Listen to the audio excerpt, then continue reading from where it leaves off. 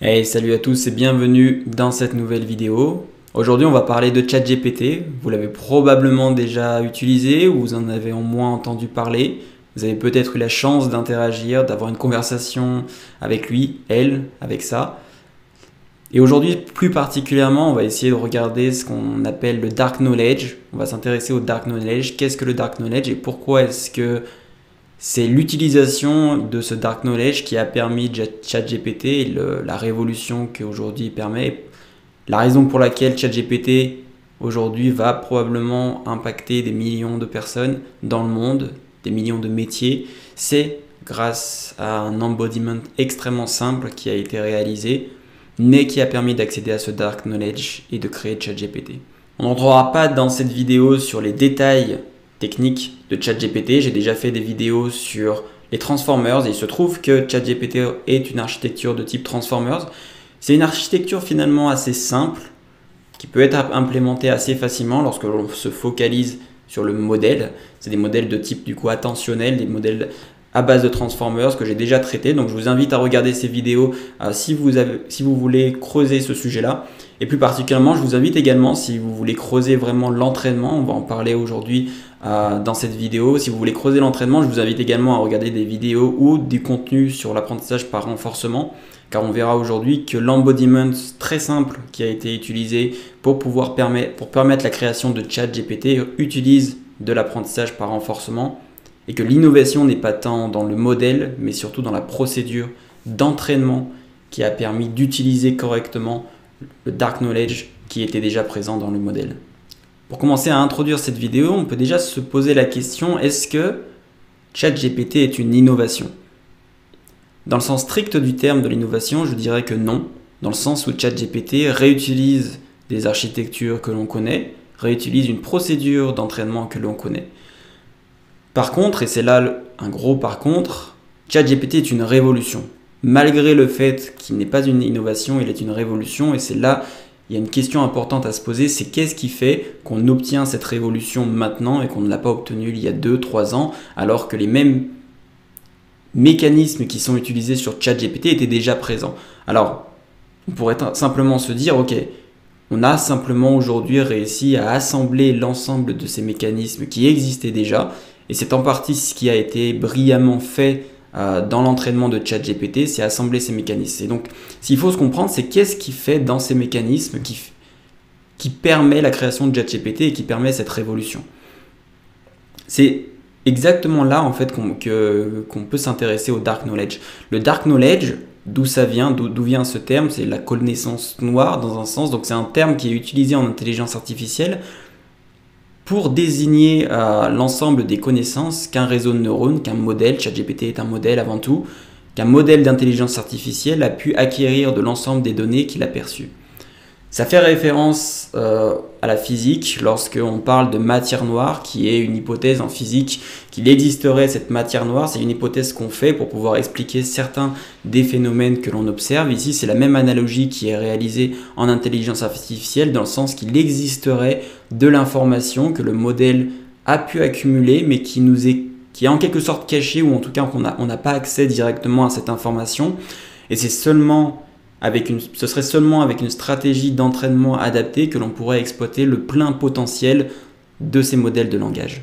Pour pouvoir essayer de comprendre et se faire une intuition de qu'est-ce que ce dark knowledge exactement, on peut prendre pour exemple simplement un modèle qui aurait pour but de simplement classifier des images. Sachant une image observée, on va faire analyser cette image par un modèle qui va simplement nous dire parmi un ensemble de classes, type d'image qu'il connaît, à quelle catégorie est-ce que cette image correspond. Et il se trouve, lorsqu'on a intelligence artificielle, qu'on est capable de faire avec ce type de modèle ce qu'on appelle du transfer learning, donc c'est du transfert d'apprentissage, pour faire en sorte de réutiliser la connaissance de ce modèle sur de nouvelles images, de nouvelles catégories d'images, bien qu'il n'ait jamais réellement vu ce type d'image, ou en tout cas cette catégorie-là d'images. Et en fait, ce qu'on se rend compte lorsqu'on fait ces transferts de connaissances, c'est que la connaissance apprise des données sur un domaine est en fait transférable parce que le modèle a compris certains des mécanismes qui constituaient un objet, qui constituaient une entité dans une image, et il va être capable de réutiliser ces concepts pour une nouvelle catégorie d'images. Et c'est là en fait qu'il y a un point important à comprendre, c'est que si on utilise ce type de modèle simplement pour les 1000 images, s'il y avait 1000 catégories sur lesquelles on l'avait entraîné initialement, on sous-exploite dans un sens l'ensemble des capacités de ce modèle-là. On utilise simplement une portion de l'apprentissage, de la connaissance qu'il a pu accumuler à l'intérieur de ces poids, puisqu'un modèle est constitué simplement de poids qui sont réutilisés via des opérations mathématiques, mais on sous-exploite l'ensemble de ces poids qui sont stockés dans le modèle. Si maintenant on regarde ChatGPT, qui est constitué de milliards de paramètres, on peut vraiment se demander à quel point est-ce que on sous-exploite le modèle. Et en fait, c'est quelque chose d'ailleurs qu'on avait constaté en traitement naturel du langage, dans l'évolution des benchmarks, puisque les modèles, lorsqu'ils sont développés en sciences, il y a des benchmarks qui sont utilisés pour attester de à quel point est-ce que ce modèle est performant. On se rendait compte au fur et à mesure qu'on avançait dans les benchmarks ces dernières années que certains benchmarks commençaient à être limités, ou en tout cas qu'on n'arrivait clairement plus à identifier une grosse progression sur les benchmarks, non pas parce que les modèles n'avaient pas évolué, parce qu'on a réussi justement ces dernières années à grossir considérablement le nombre de paramètres à l'intérieur de ces modèles, et pourtant, lorsqu'on regardait les benchmarks, il fallait toujours faire des benchmarks de plus en plus évolués pour être capable de percevoir la connaissance qui avait été apprise. Et la question, c'est à quel point est-ce qu'on avait simplement, avec ces benchmarks, un aperçu de ce que le modèle avait réellement appris, et à quel point est-ce qu'il existait en fait une boîte de Pandore, que si on l'ouvrait, on pourrait avoir accès en fait à un ensemble de paramètres et de connaissances qu'on n'exploitait pas, et qui pourraient clairement changer la donne sur l'impact que l'intelligence artificielle pourrait avoir sur notre société. Maintenant que l'on a compris ensemble ce concept de dark knowledge, on peut commencer à s'intéresser à qu'est-ce qui ferait dans l'apprentissage de ChatGPT qu'on ait accès de manière révolutionnaire à l'ensemble de ce dark knowledge et qu'on soit capable de le mettre à disposition au sein même de cette conversation, de cette interaction qu'on peut avoir avec cet agent. Pour pouvoir comprendre cet ingrédient dans l'entraînement qui donne potentiellement accès à cette connaissance, il faut, je pense, s'intéresser au principe de l'embodiment. L'embodiment en intelligence artificielle, c'est ce concept qui dit que l'émergence de l'intelligence ne peut arriver qu'à partir du moment où on donne un corps, un embodiment, à un agent.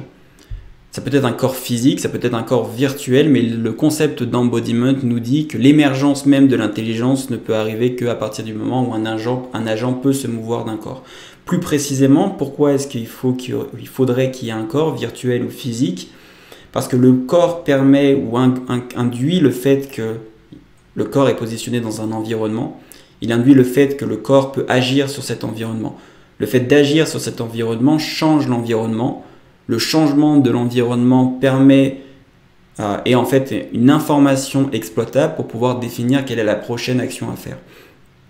Il faut généralement un objectif. L'objectif peut être de survivre. C'est plus ou moins dans un environnement très simple. On pourrait imaginer un ensemble d'agents qui a simplement comme objectif de survivre. Et donc ils prennent des actions pour faire en sorte de survivre dans l'environnement. Leurs actions modifient l'environnement, impactent les autres agents. Et au fur et à mesure, les agents tentent de modifier leurs actions. Et ils sont capables de modifier leurs actions de manière intelligente parce qu'ils ont maintenant la capacité d'avoir un feedback, donc un retour sur l'impact de leurs actions. Et ils ont une récompense qui est ici simplement être capable de survivre. Ce principe d'embodiment, il est utilisé en apprentissage par renforcement. L'apprentissage par renforcement, on l'a vu, on a traité des vidéos sur cette chaîne sur l'apprentissage par renforcement, mais je vous invite également à regarder les concepts qui sont liés si vous ne les connaissez pas encore. Mais l'apprentissage par renforcement repose sur ce principe d'embodiment dans le sens où on fait en sorte qu'un agent prenne des actions et que ces actions changent l'environnement et que ces actions soient récompensées et que l'agent va faire en sorte ainsi de maximiser les actions qui permettront l'accès à la récompense. Par contre, il y a une distinction, je pense, à réaliser en apprentissage par renforcement, c'est que il y a des paradigmes d'apprentissage par renforcement qui utilisent explicitement une modélisation du monde, dans le sens où l'agent va tenter de modéliser le monde dans sa connaissance, dans l'information qu'il accumule, et va tenter de prendre des actions à l'intérieur même de cette modélisation du monde. Et ça, c'est intéressant parce que c'est très similaire à ce que nous, humainement, on ferait. C'est-à-dire, si je ferme les yeux, je suis capable d'imaginer qu'une action dans cette pièce dans laquelle je me trouve, quel serait l'impact de mes actions dans cette pièce sans avoir à effectuer l'action en elle-même. Et ça, cette distinction-là, elle est assez importante parce qu'il existe aussi des paradigmes en apprentissage par renforcement où l'agent prend simplement des actions. Il prend des actions pour maximiser la récompense par rapport à un autre paradigme en apprentissage par renforcement où l'agent apprend à prendre des actions et à prédire le résultat de ses actions dans la modélisation du monde qu'il fait pour au final potentiellement utiliser cette connaissance du monde qu'il a pour atteindre une récompense. Cette distinction elle est potentiellement importante à faire parce que ça peut nous informer sur aujourd'hui quel stade d'embodiment est-ce qu'on a réellement avec ChatGPT, parce que c'est pas du tout le même stade d'embodiment. Le moment où l'agent est capable de modéliser l'environnement dans son esprit, dans son information, dans la connaissance qu'il accumule, par rapport à simplement trouver l'action qui maximise une récompense. Dans ce premier cas, trouver une action qui maximise une récompense, ça utilise très peu l'embodiment en soi, ça modélise très peu le monde et donc ça a potentiellement une capacité de faire émerger de l'intelligence moindre par rapport au cas où, parce qu'on a accès à de l'embodiment, on modélise un monde complet dans lequel on est capable de simuler l'impact de nos actions et au passage, de manière anecdotique, potentiellement, si on a une récompense qui nous est donnée, faire en sorte de maximiser cette récompense parce qu'on a compris le monde. Avec ces deux concepts en tête, l'embodiment et le dark knowledge, je pense qu'on peut commencer à regarder précisément les grandes étapes de l'entraînement de ChatGPT. Il y a 3 étapes. La première, c'est ce qu'on appelle l'apprentissage auto-supervisé. Pourquoi est-ce qu'on appelle ça de l'apprentissage auto-supervisé? La tâche, on va prendre d'un modèle A.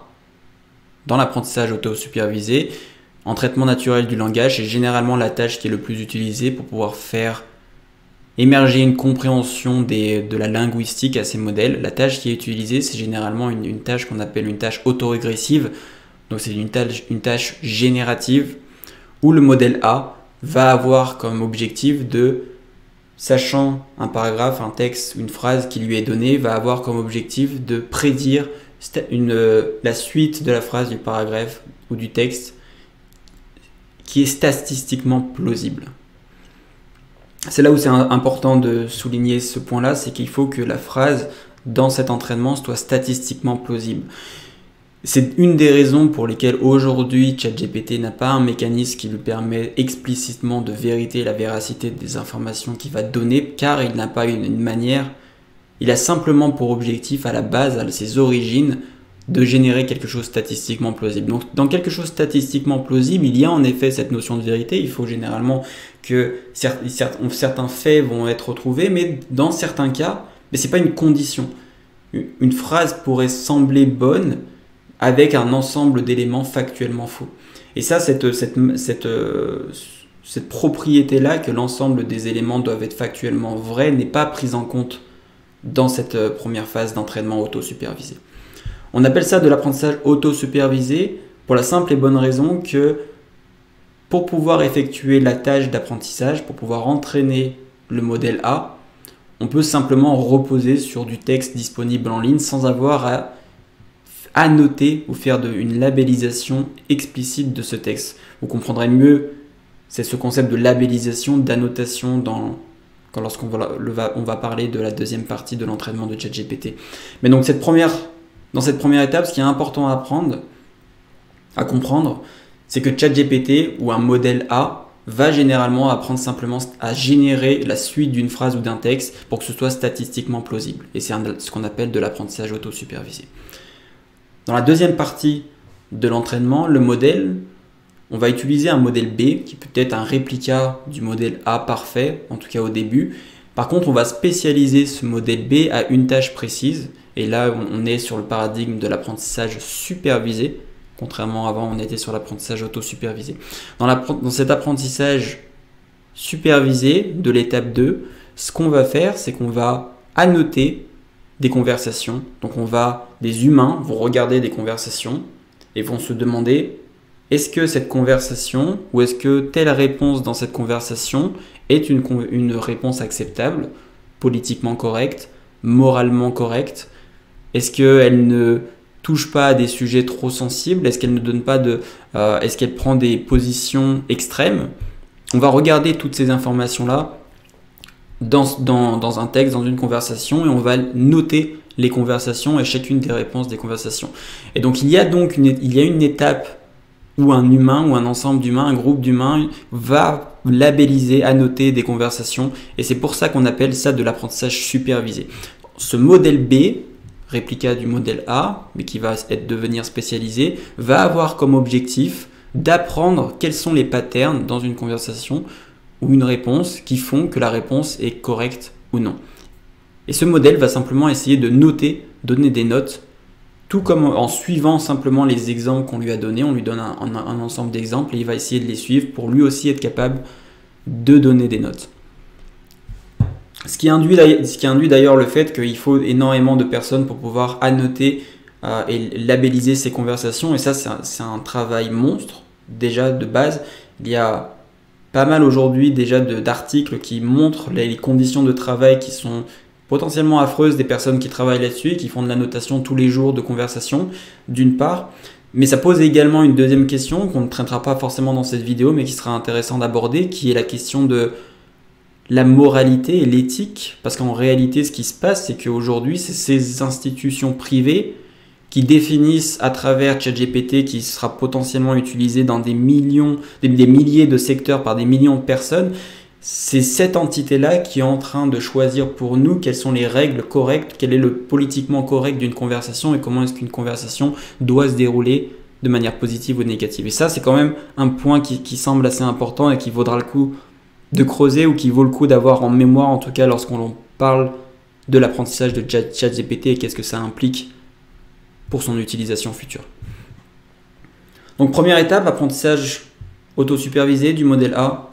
Deuxième étape, on prend un modèle B, réplica du modèle A, et on fait un entraînement supervisé pour apprendre à noter des conversations. Troisième étape, et c'est ici l'étape la plus importante, la plus intéressante, c'est qu'on reprend notre modèle A. Par contre, cette fois, on le transforme en un agent A. Donc c'est maintenant un agent dans le sens où on rentre dans le paradigme de l'apprentissage par renforcement en utilisant une méthode qui s'appelle PPO, Proximal Policy Optimization. C'est une méthode qui existe déjà depuis de nombreuses années, qui a été introduite par OpenAI qui a créé ChatGPT.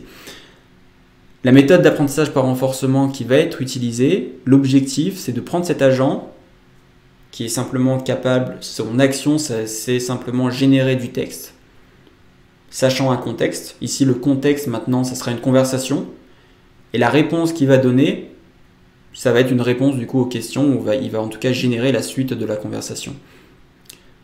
Ici, au lieu de simplement générer une suite statistiquement plausible, il ne va pas se contenter de faire ça, il va surtout, parce que ça il commence déjà à savoir le faire, il va surtout essayer de générer un texte qui soit à la fois statistiquement plausible comme il sait faire, mais aussi et surtout qui satisfasse le modèle B. Le modèle B, lui, est capable de juger de la viabilité, de la pertinence d'une phrase, il est capable de lui donner une note, est-ce que c'est politiquement correct, etc. Maintenant, ce modèle, cet agent A, va essayer de faire des phrases qui correspondent à ce que le modèle B constitue comme une phrase politiquement correcte, ou en tout cas qui suit les guidelines, les indications qui ont été définies par OpenAI. Et cette interaction entre les deux modèles, l'agent A et le modèle B, cette interaction entre les deux modèles, elle est importante parce que ça réutilise un des concepts que Yann Lequin a beaucoup parlé, qui est les energy-based models, donc les modèles à énergie dans un sens, où les deux modèles vont interagir l'un avec l'autre via cette procédure d'optimisation et d'apprentissage par renforcement. Un modèle va générer des phrases et l'autre va lui dire quelle est à quel point est-ce que cette phrase est bonne, mais pas seulement. En réalité, les deux vont mathématiquement interagir pour faire en sorte, l'un va tenter, l'agent ici va faire en sorte de maximiser et de modifier légèrement la sortie de ces phrases pour faire en sorte de satisfaire l'autre. Mais les deux ne sont pas considérés comme des boîtes noires. En réalité, les deux ont accès à l'information de l'autre, à la connaissance de l'autre, et inversement. Et ça, cette interaction-là, elle est importante parce que c'est ça qui va permettre de faire en sorte que ce modèle, que cet agent converge vers des phrases qui semblent intéressantes, dans lesquelles il va essayer d'éviter certains sujets tendus, dans lesquels il va essayer de formuler ses phrases pour qu'elles aient une propriété didactique dans un sens, pour que ce soit intéressant de lire la phrase. C'est tous ces concepts, c'est grâce à cette interaction entre ces deux modèles que on va pouvoir faire émerger ChatGPT, les interactions qu'on peut avoir avec lui. Si l'on récupère maintenant ces deux concepts, donc ce modèle B qui a pour but de critiquer, on l'appellera le critique en apprentissage par renforcement, ce type de modèle est généralement appelé le critique. Et si on prend maintenant notre agent, ChatGPT en soi, donc ChatGPT et son critique, ces deux agents-là vont interagir ensemble. En réalité, par rapport à ce dont on parlait sur l'apprentissage en renforcement, le critique, c'est aujourd'hui la modélisation du monde que l'on peut généralement observer en apprentissage par renforcement. On a cet objectif de modéliser l'environnement dans lequel on se retrouve. Ici, ce serait la conversation. Le point important quand même à noter par rapport à ce critique qui modélise ici une partie de la conversation, c'est qu'il est extrêmement biaisé pour tenter de modéliser le monde du prisme de la récompense, donc c'est-à-dire du prisme de qu'est-ce qui est politiquement correct à dire et comment est-ce qu'on doit le dire, par rapport à simplement modéliser l'interaction qui se passe généralement entre deux individus dans une conversation. C'est un point essentiel parce que ça veut dire que ce critique, donc cette modélisation du monde qu'utilise ChatGPT, est forcément sous-optimale dans un sens parce qu'elle a été focalisée autour de la récompense du monde au lieu de la modélisation de l'interaction entre deux agents.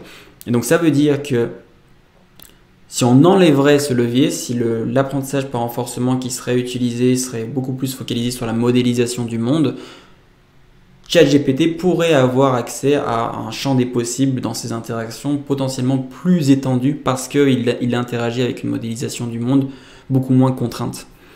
Et après, pour le coup, ça a été un point important d'OpenAI de contraindre le système de cette manière pour faire en sorte qu'il agisse dans une et même direction. Mais ça pose les questions par rapport, si on repose la question de qu'est-ce qui est nécessaire dans l'embodiment nécessite de pouvoir avoir un total accès sur l'environnement avec lequel on agit pour pouvoir comprendre l'impact de nos actions et modéliser correctement ces actions. La récompense étant presque anecdotique à la fin, une fois qu'on a compris le fonctionnement de ce monde, on peut maximiser une récompense, mais ça peut presque être anecdotique. Ce que ça veut dire, c'est que on pourrait imaginer une nouvelle version de ChatGPT qui n'a pas ces limitations-là et qui est beaucoup plus focalisée sur la compréhension du monde.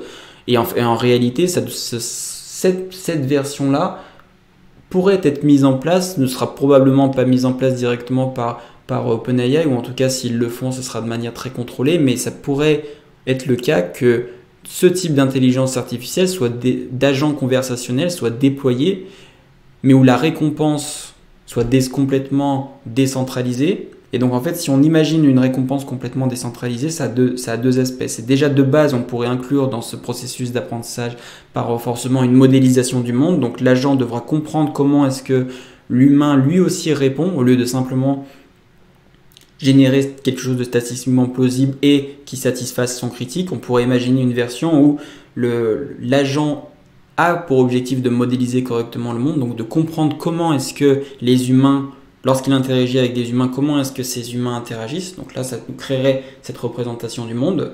Et on pourrait également imaginer un système où les humains eux-mêmes assignent des notes à l'intelligence artificielle sur qu'est-ce qui était bien de dire et qu'est-ce qui était mauvais de dire. Ce qui serait assez intéressant à observer parce que ça ferait une énorme disparité entre des groupes de population. Certaines personnes voudraient que l'IA se comporte de telle manière, d'autres voudraient que l'intelligence artificielle se comporte différemment, et on se retrouverait on se retrouverait potentiellement presque dans des cas où on voudrait créer des populations d'agents où chaque agent a convergé vers des comportements très différents parce qu'il a été soumis à tel type de population ou tel type d'individu. Par exemple, si on imagine qu'un agent conversationnel soit déployé dans une communauté de gamers, on pourrait imaginer l'agent conversationnel se comporter conformément aux normes des gamers, contrairement à si on déploie cet agent dans dans un autre milieu, peut-être un milieu par exemple beaucoup plus scientifique, dans lequel ici l'agent se comporterait beaucoup plus de manière scientifique dans ses arguments, dans ses réponses. Ça serait complètement... Et on pourrait imaginer comme ça plein d'agents qui partent d'une même source mais qui sont déployés et qui modélisent le monde avec des individus différents et donc qui tentent de modéliser leur récompense différemment, et du coup ça donnerait des agents avec presque des personnalités différentes. On l'avait vu ça par exemple dans AlphaStar, où ce qu'avait fait DeepMind sur AlphaStar, c'était une intelligence artificielle qui jouait à StarCraft, c'était de déployer un ensemble d'agents et où chaque agent avait une stratégie de jeu relativement différente. Et on pourrait imaginer dans un monde hypothétique que ça pourrait être ça qui se passerait si on voudrait correctement modéliser le monde, maximiser l'intelligence en utilisant de l'embodiment, avoir ce total contrôle, cette totale liberté de modéliser le monde de manière complètement distribuée, parce que ce serait directement avec les individus dans le monde que ça se ferait, au lieu d'être centralisé avec un groupe de personnes qui ont eux-mêmes choisi d'annoter et qui ont du coup restreint la compréhension du monde auquel l'agent avait accès. Quoi qu'il en soit, ce que ChatGPT nous a montré, c'est que l'innovation, elle n'est pas tant dans le modèle qui est utilisé, que ce soit des architectures de type Transformers, des méthodes ascensionnelles, que surtout dans comment est-ce qu'on peut correctement exploiter ces paramètres de manière intéressante lorsqu'on utilise justement ce type de méthode d'apprentissage, qu'on se rapproche de l'embodiment, lorsqu'on commence à utiliser ces concepts et qu'on exploite correctement ces milliards de paramètres que l'on a entraînés, que l'on extrait le dark knowledge, ce qu'on se rend compte, c'est qu'on se retrouve avec des modèles de langage, des agents, des intelligences artificielles, des modèles d'intelligence artificielle qui ne sont pas simplement, qui déjà deviennent utiles, c'est le cas de ChatGPT, mais qui deviennent surtout extrêmement utiles au point même où on peut considérer, je pense aujourd'hui, que ChatGPT est une des premières intelligences artificielles qui je pense sera identifiée dans l'histoire comme un point pivot où l'intelligence artificielle a commencé clairement à se déployer massivement dans l'ensemble des domaines et à créer une interaction avec les individus, parce que c'est ça qui va se passer, c'est que dans l'ensemble des domaines et des métiers, les individus interagiront avec ChatGPT pour avoir accès à sa connaissance et à son dark knowledge.